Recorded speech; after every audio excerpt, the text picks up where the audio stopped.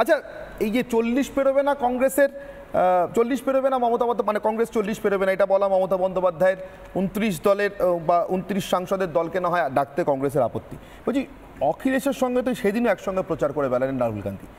এখন লোকসভার বিরোধী দলনেতা মানে শ্যাডো পিএম, সেটা ঠিক করবার আগে সমাজবাদী পার্টিকে কংগ্রেস কেন ডাকছে না? আপনার কি মনে হয়? হ্যাঁ, কেন আমি একটুখানি বুঝে নিই। আমি চন্দ্রচূড়বাবু কিভাবে দেখছেন? চন্দ্রচূড়বাবু আপনার কি মনে হয়, মানে এই এত ঐক্যবদ্ধ ইন্ডিজোট যারা প্রতি মুহূর্তে নরেন্দ্র মোদী সরকারের স্থায়িত্ব নিয়ে প্রশ্ন করছেন, তারা তাদের বিরোধী দলনেতা বাঁচতে চলেছেন সর্ববৃহৎ দল একা আলোচনা করে, জোটের আর কেউ ইনভাইটেড নয়। চন্দ্রচূড়বাবু, একটা জোট, এটাকে জোট বলা যায় কিনা সেটাই আমি এখন বুঝতে পারি না। কেউ কাউকে বিশ্বাস করে না, প্রতি মুহূর্তে ভয়ে কে কাকে পেছন থেকে ছুরি মারবে। এবং আগেকার দিনে মানে অন্তত 10 বছর আগে মোদী সরকার আসার আগে, এনডি সরকার আসার আগে, 2014 সালে আসার আগে আমরা অনেক জোট সরকার দেখেছি, সেই অনেক বছর ধরে চলেছে। সেখানে একটা জিনিস ছিল কমন মিনিমাম প্রোগ্রাম। এই যে একটা জোট নামে, এই জোট নামে যেটা চলছে, তাদের কমন মিনিমাম প্রোগ্রাম এবং কমন ম্যাক্সিমাম প্রোগ্রাম একটাই চলছে, যেটা হচ্ছে মুক্তি বিরোধী। যেটা সৈকত বাবু খুব ভালো করে পরিষ্কার করে বলেছিলেন, শুনে ভালো লাগলো যে বিজেপি বিরোধী না, মুক্তি বিরোধী। আমি ভাবছি একটা হাইপোথেটিক্যাল সিচুয়েশনের কথা, যে নরেন্দ্র মোদী মোটামুটি একটা রসিক মানুষ। তুমি যদি 6 মাসের জন্য অমিত শাহকে যদি প্রাইম মিনিস্টার করে দেন, তাহলে কি সে বিরোধিতাটা উঠে যাবে? তাহলে জোট ভেঙে যাবে? তাহলে কি ইস্যুতে বিরোধিতাটা হতে পারে, বলা যায় না কি হবে। কিন্তু এখানে যেটা রাহুল গান্ধীকে যেটা দেখা যাচ্ছে, হি ইজ ডেসপারেট ফর পাওয়ার। যেখানে ম্যান্ডেট নেই, but he is desperate for পাওয়ার। যে কোনো উপায়ে যেন তেন প্রকারের ক্ষমতাটা হাতে চাই, তার জন্য যা কিছু করতে হয় করতে হবে। ফেক ইনফরমেশন দিয়ে, লোককে মিসগাইড করে, মিসইনফরমেশন স্প্রেড করে ক্ষমতাটাকে আনতে হবে, যাতে বিজেপি, এনডিএ, নরেন্দ্র মোদীকে ছোট করে দেখাতে হয় যে তারা বেশি ক্ষতি করছেন এবং বিশাল একটা ষড়যন্ত্রে লিপ্ত রয়েছে। তো সেটা যে এত অবাস্তব একটা প্লট তৈরি করছেন, সেটা মানে চন্দ্রচূড় বাবু, আপনি ষড়যন্ত্র কেন বলছেন? গণতন্ত্রে তো বিরোধী জোট করার, সেটা ওদের মত যাই হোক, নরেন্দ্র মোদীর সম্পর্কটা ঠিক ভাবছেন ভুল হচ্ছে, অন্য কথা, কিন্তু বিরোধী ষড়যন্ত্র কেন বলছেন? ষড়যন্ত্র করছে বিজেপি, ষড়যন্ত্র করছে সরকার, ষড়যন্ত্র করছে, ওনাদের অভিযোগটা ষড়যন্ত্র। ওনারা ষড়যন্ত্র করতে, সেটা আমি করছি না, এটা বিরোধী হিসেবে ওনাদের পূর্ণ অধিকার আছে। কিন্তু যেটা যে ধরনের অভিযোগ ওনারা তুলছেন, সেটা একটা অবান্তর, সেটা ঘন্টা খানেকের মধ্যে সেটা এক্সপ্লোড করে যাচ্ছে, সেটা টিকতেও পারছে না। মানে এমন একটা পরিস্থিতিতে পৌঁছেছে, প্রতিদিন নতুন নতুন করে কিছু ডিসকভার করতে হবে। ইস্যুটা কি, কোন ইস্যুতে? শুধু মোদী বিরোধিতা, মানে মোদী যাই বলবেন তারই বিরোধিতা করতে হবে, সেটা কি পলিটিক্স হতে পারে? যেটা তো কখনো পলিটিক্স হতে পারে না। কনস্ট্রাকটিভ অল্টারনেটিভটা কি? এক্স্যাক্টলি, আমি ইন্ডিজোটের একটা কর্মসূচি, কর্ম মিনিমাম প্রোগ্রাম অন্তত আশা করেছিলাম। আমি একটু নির্মলবাবুর কাছে আসি। নির্মলবাবু, সৈকত কিন্তু বললেন কথায় কথায়, আপনি লক্ষ্য করেছেন নিশ্চয়ই। দেখুন, আমি বিজেপিটা বলে ভুল করেছি, এটা অ্যান্টি মোদি ম্যান্ডেট। আমার তো প্রশ্ন এটাই ছিল, অন্ধ মোদি বিরোধিতাতেই এই অবস্থায় এসে দাঁড়িয়েছে ইন্ডিজোট। কালকে মোদির সরকার তৈরি হয়ে গেল, মানে মোদি আবার তৃতীয়বার প্রধানমন্ত্রী, অক্ষম আস্ফালন ছাড়া এদের আর কি করার থাকবে? কি কর্মসূচি হতে পারে? আজকে বলছে অমিত শাহকে পাল্টে দিতে হবে, দুদিন পর মোদীকে প্রধানমন্ত্রী পাল্টে দিতে হবে। এগুলো ওদের উইশফুল থিঙ্কিং, এর সঙ্গে রিয়ালিটির কোনো সম্পর্ক নেই। কারণ আপনার রিয়ালিটিটা একদম অন্য। ওরা ভাবতে ভালোবাসছে, তাই ভালোবাসছে। আমি বলেছি না, ইন্দ্রিয় সুখ, সেইটাই।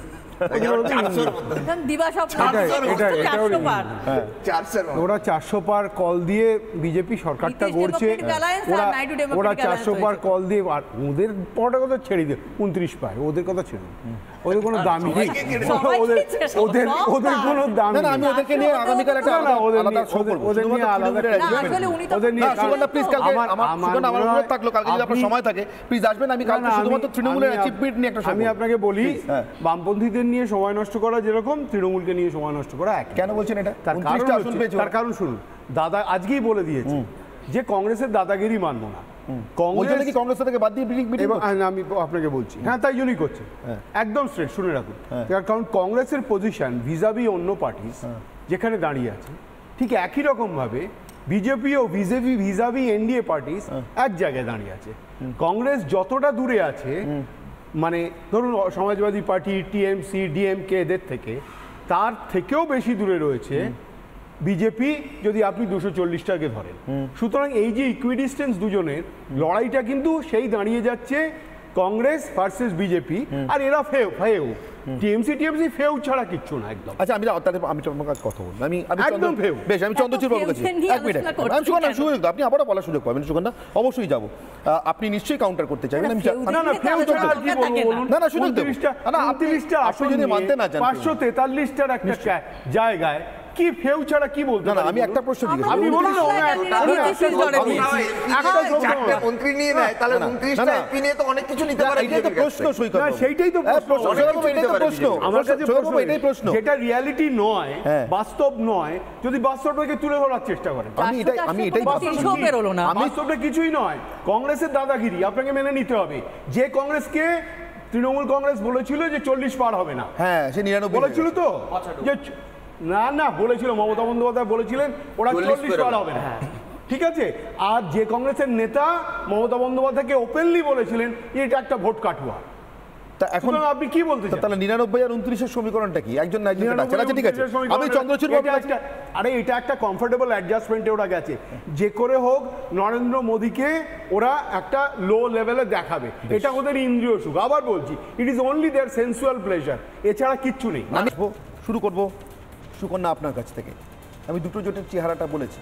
আগামীকাল কংগ্রেসের বিরোধী দলনেতা মানে আপনাদের শ্যাডো প্রাইম মিনিস্টার তৈরি হচ্ছে একা একাই, কোনো আলোচনা না করে। এটা কি জোট ভাঙার প্রথম ইঙ্গিত? মানে ইন্ডিয়া জোটের কথা বলছেন তো? আপনাদের তো ওই জোটটাই নাকি? হ্যাঁ। অন্য কোনো জোট হচ্ছে আবার? মিনি না, অনেক রকম তো জোট হয়। আপনি যে আশঙ্কাটা যেটা করছেন এখানে হয়েছিল আমার সময়, ইন্ডিয়া জোটটা ভাঙার একটা যেটা কথাটা বলছেন, এটা কিভাবে বলছেন সেটা তো মানে বোঝাই যাচ্ছে না। এটা বোধহয় আপনি নিজেও খুব একটা বিশ্বাস করেন না যে এই যে ইন্ডিয়া যে জোটটা হয়েছে বিরোধী জোট, আপনাদের জোট আছে সেটা মানে কে আছে?